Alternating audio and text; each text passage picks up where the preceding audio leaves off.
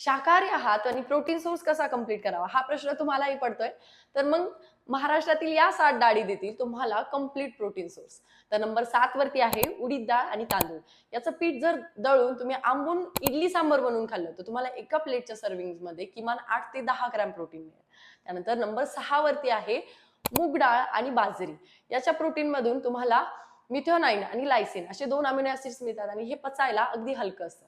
त्यानंतर नंबर 5 वरती आहे चणा डाळ आणि गव्हाची पोळी. यामधून तुम्हाला पाहिजे असतील ते सर्व अमिनो ऍसिड्स मिळतात. त्यानंतर नंबर 4 वरती आहे डाळ आणि भात. यामध्ये विज्ञानानुसार 20% डाळ आणि 80% भात असं मिश्रण मिळून जर तुम्ही खाल्लं तर यामधून तुम्हाला संपूर्ण प्रकारचे अमिनो ऍसिड्स म्हणजे पूर्ण प्रोटीन मिळतं. त्यानंतर नंबर 3 वरती आहे राजमा आणि तांदूळ. हे जेवण केवळ चविष्टच नाही तर त्यामधून तुम्हाला प्रोटीन आणि लोह अशा दोन्ही गोष्टी मिळतात. त्यानंतर नंबर 2 वरती आहे मसूर डाळ आणि पोळी.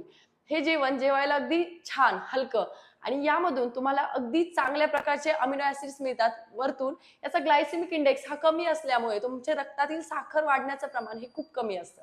त्यामुळे ज्यांना शुगर असेल त्यांसाठी हे परफेक्ट मील आहे. त्यानंतर नंबर 1 वरती आहे खिचडी भात. हा जर तुम्ही खात असाल तर त्यामध्ये जास्तीत जास्त डाळी मिक्स करून खा. यामधून तुम्हाला चांगल्या प्रकारचे अमिनो ऍसिड्स मिळतील आणि यामध्ये जर तुम्ही अजून पालेभाज्या ऍड केल्या तर हे तुमच्यासाठी परफेक्ट मील आहे. तर अशाच माहितीपूर्ण व्हिडिओसाठी आम्हाला फॉलो करा आणि चॅनलला सबस्क्राईब करा.